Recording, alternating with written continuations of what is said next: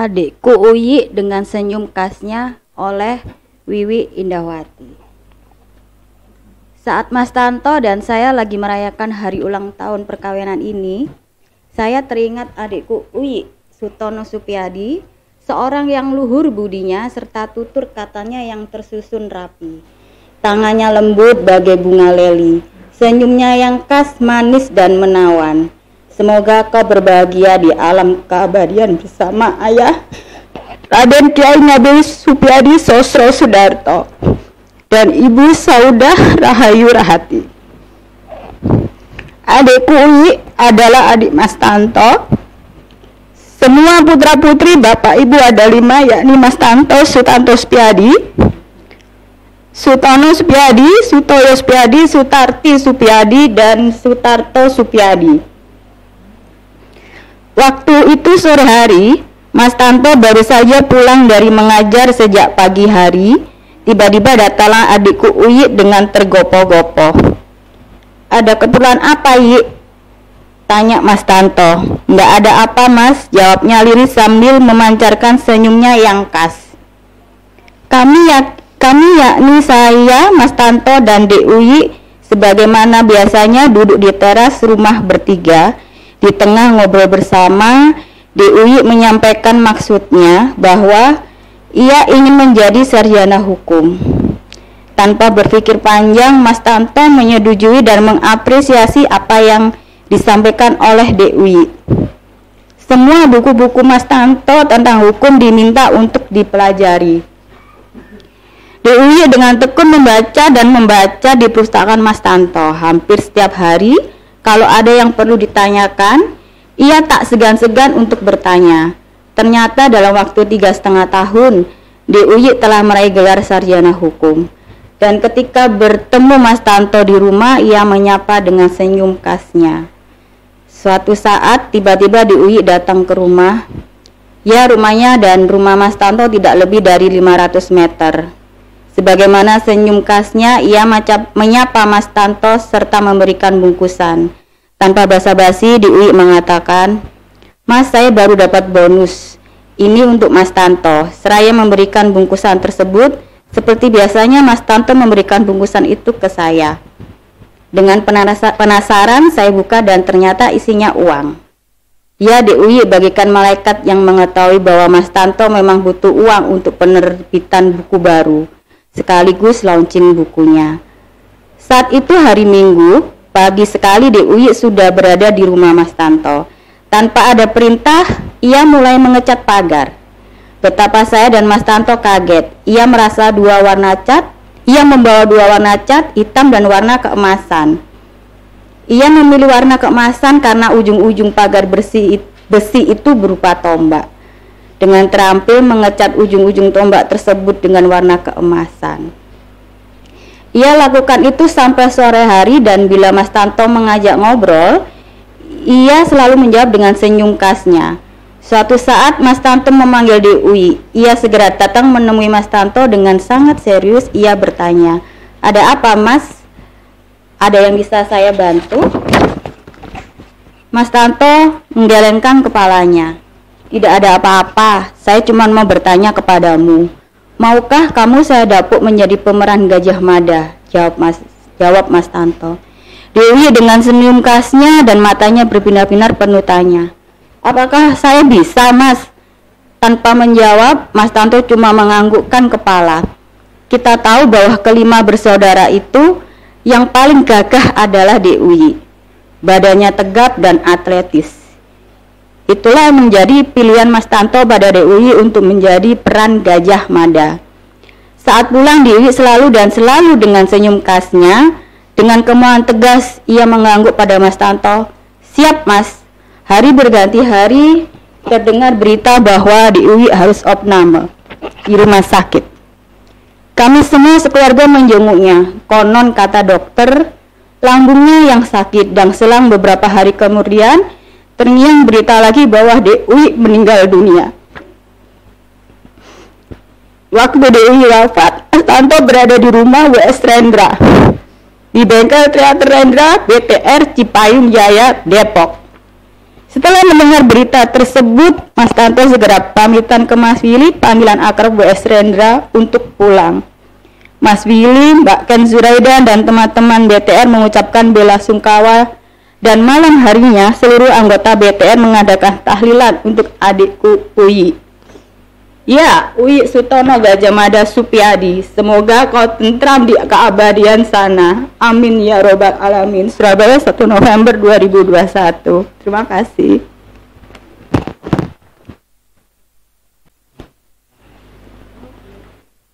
Assalamualaikum warahmatullahi wabarakatuh.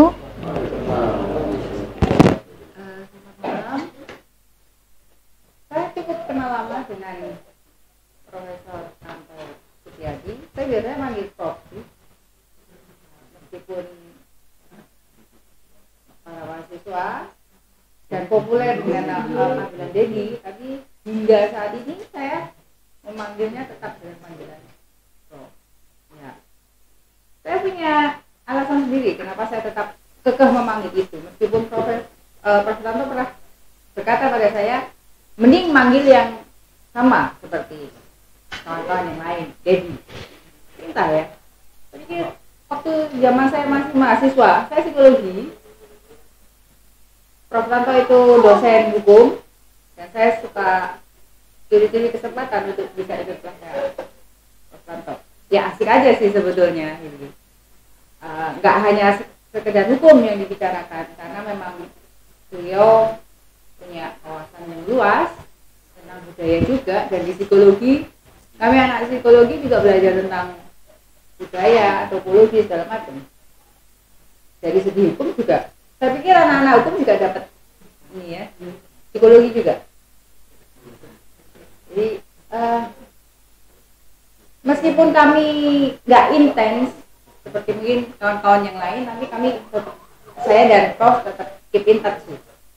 Ya kadang ngobrol soal, saya nggak seberapa mengerti persoalan hukum, tapi lebih banyak ke hal yang mencakup kehidupan manusia. Kalau di psikologi filsafat manusia ya, itu yang sering kami bicarakan, saling tukar pikiran, nggak hanya pas ketemu tapi juga pas di WA. Dan saya senang sih kalau misalnya ada profesor ada acara apa, kemudian beliau mengundang saya, meskipun saya kadang juga nggak bisa selalu datang, jadi saya berusaha untuk menyempatkan. Kemarin terakhir pas launching buku ya Prof ya. Buat saya berkawan dengan Prof Tanto itu meskipun jarak usia jauh, jadi kayak kawan sebaya aja ya Prof. Bercandaannya kayak ayah juga, ya sebagai bapak, ya sebagai kawan, ya sebagai guru. Kalau saya pribadi sih seperti itu. Ya. Saya senang diundang kemari dalam perayaan ulang tahun perkawinan Prof Tanto dan Bu Wiwi. Semoga sehat selalu, bahagia selalu, penuh berkah selalu dalam rumah tangga yang diliputi kesejahteraan bersama anak cucu tercinta. Terima kasih sudah memberikan kesempatan pada saya untuk ngoceh di depan. Assalamualaikum warahmatullahi wabarakatuh. Mas,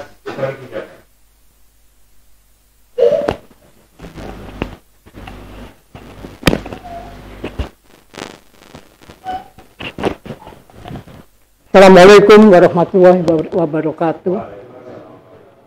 Saya kenal pada Mas Tanto ketika beliau masih kuliah di ABA. Ketika itu sering nongkrong di Dewan Kesenian, di Bengkel Muda, di Sanggar Aksara.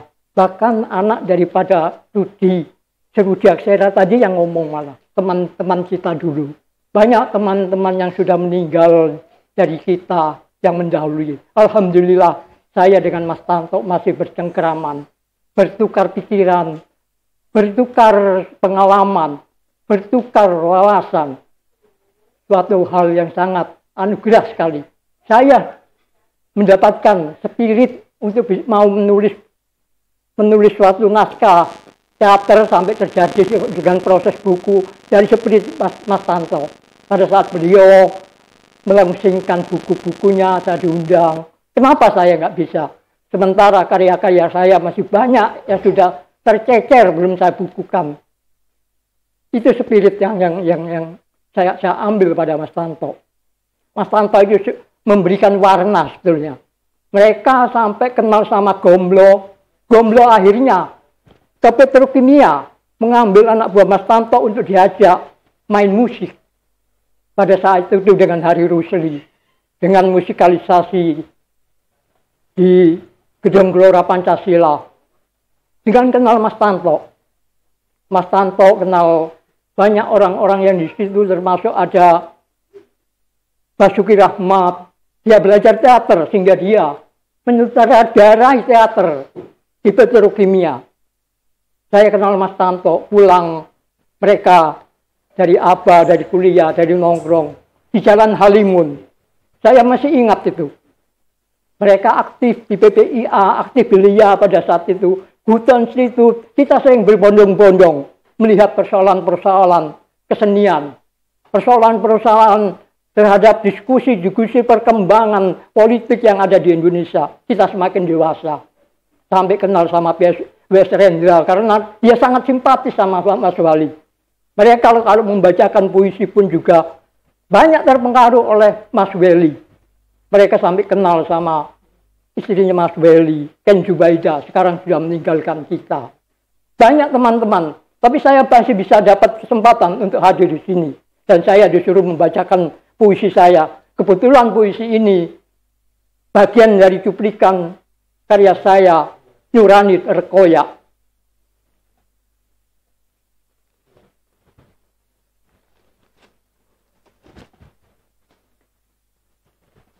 Nurani hitam, hitam,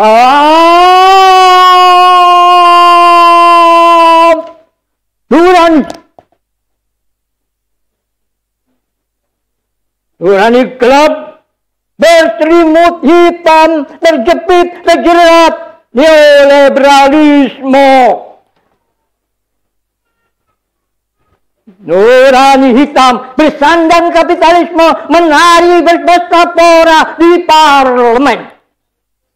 Nurani mulia teraniaya, kesakitan, tak terobati oleh keadilan, tak tersembuhkan oleh hukum.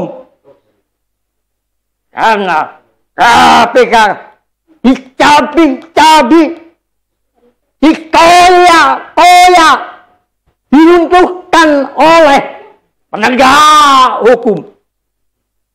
Nurani mulia terjerat kekuasaan, terjepit terjadi korupsi, beranak pinak di institusi hukum, di sel-sel birokrasi eksekutif. Kesejahteraan keadilan rakyat lenyap ditelan burjuis partai politik. Menumbuh suburkan kemiskinan, menyengsarakan penderitaan nurani rakyat. Sakit kekuasaan, sakit jiwa, sakit pikiran, sakit nurani, nambah sakit derita rakyat. Meruntuhkan pilar-pilar demokrasi berkeadilan. Menambah beban hidup berkepanjangan, penderitaan rakyat. Sampai kapan ini akan berlalu? Sampai kapan ini akan berlalu? Sampai kapan ini akan berlalu? Terima kasih. Saya sering bermain-main, jadi ya kali ini sebuah peristiwa yang patut menjadi teladan untuk saya.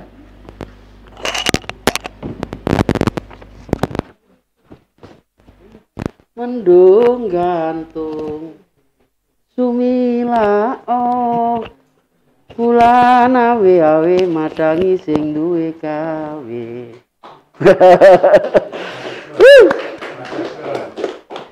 sing duwe gawe akeh rezekine, sing duwe gawe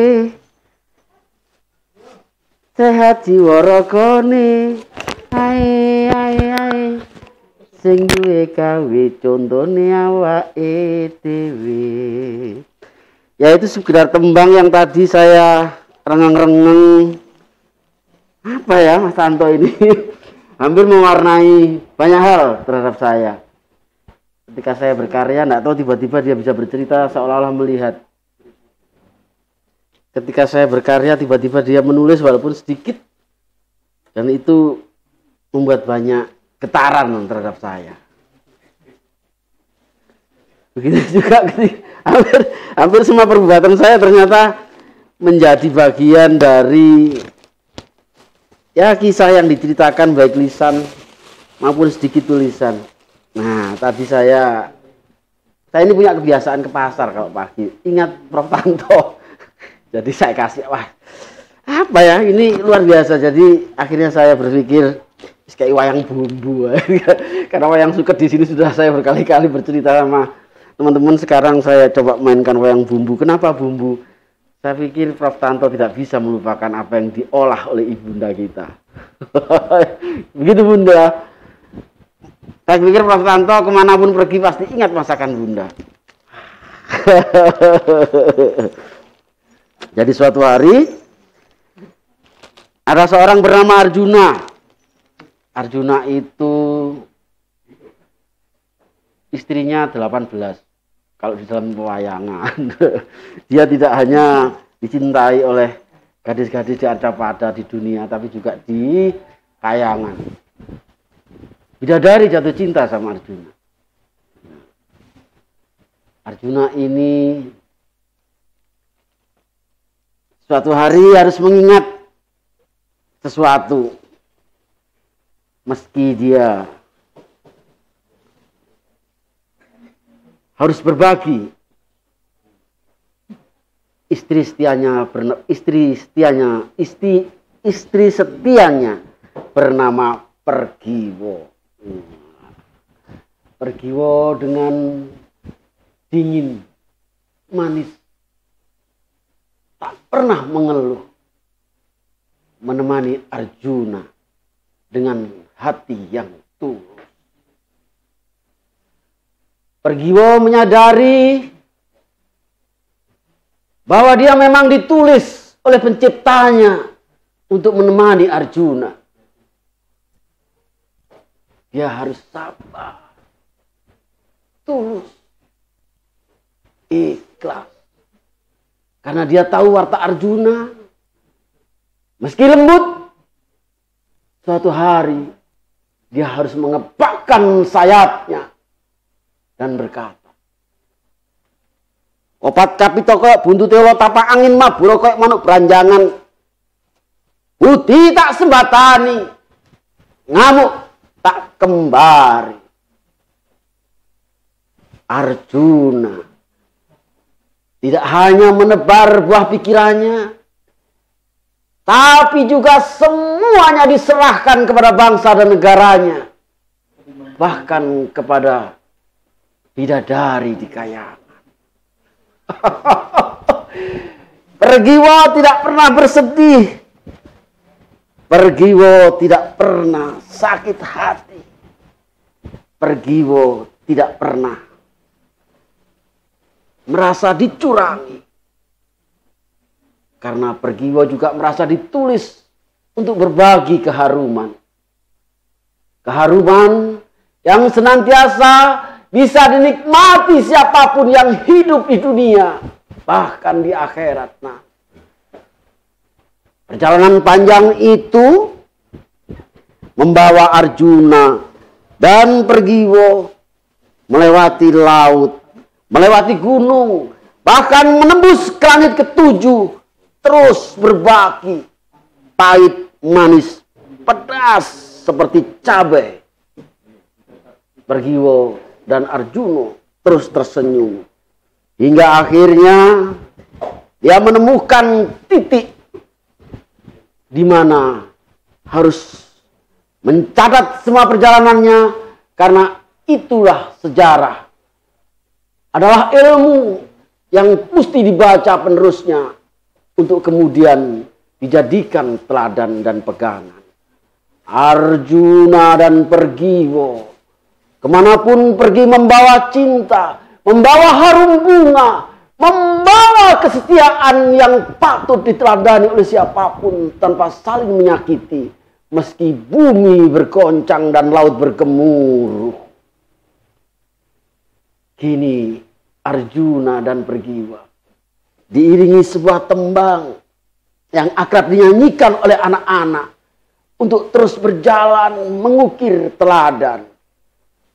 Lerilir, lerilir, tandure sumilir, tak ijo royo-royo, tak sanggup pengantin anyar, cahangon, hangon, tenek blimbing kuwi lunyu-lunyu penek no. Kanggo terakhir saya. Selamat, Prof.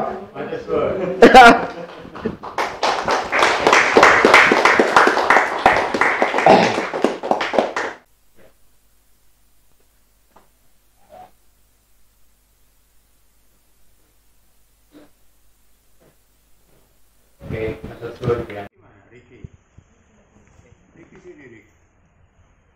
Dia sama Lia. Nah, ini serak kok nandokur amit ya.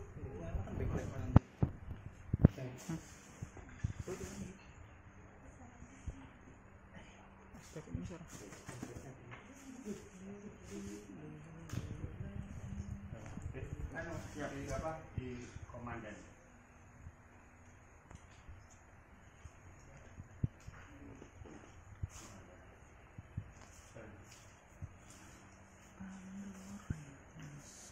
Ya.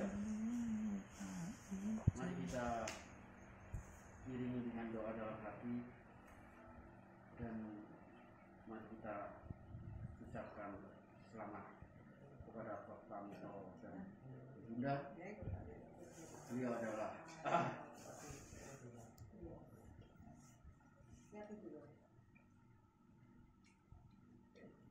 beliau adalah teladan yang mewarnai Surabaya saat ini.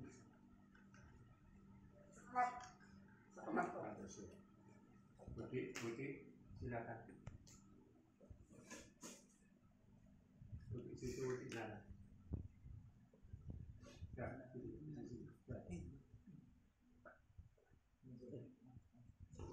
Apa yang mau menyanyikan sedikit dari distribusi nanti mungkin saya yang meniup.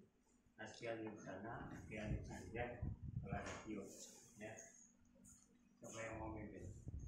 Mas, happy birthday. Bareng-bareng. Siapa yang mimpin? Tadi?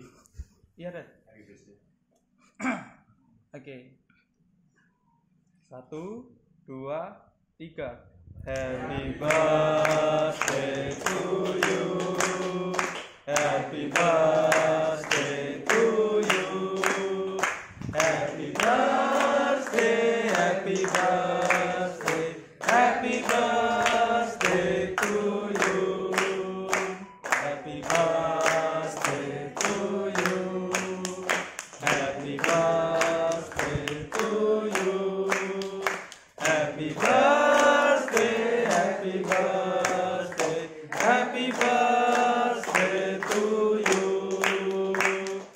Tiup lilinnya, tiup lilinnya, tiup lilinnya, yeay.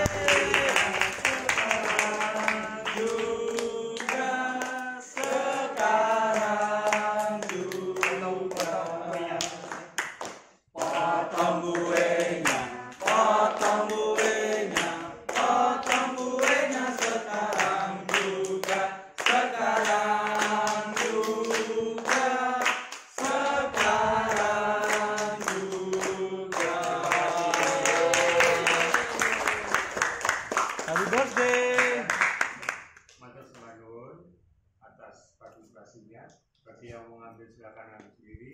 bagi yang mau dahar ambil dahar sendiri, bagi yang mau duduk bisa mengambil, atau bagi yang mau dahar ngobrol. Assalamualaikum warahmatullahi wabarakatuh. Waalaikumsalam warahmatullahi wabarakatuh.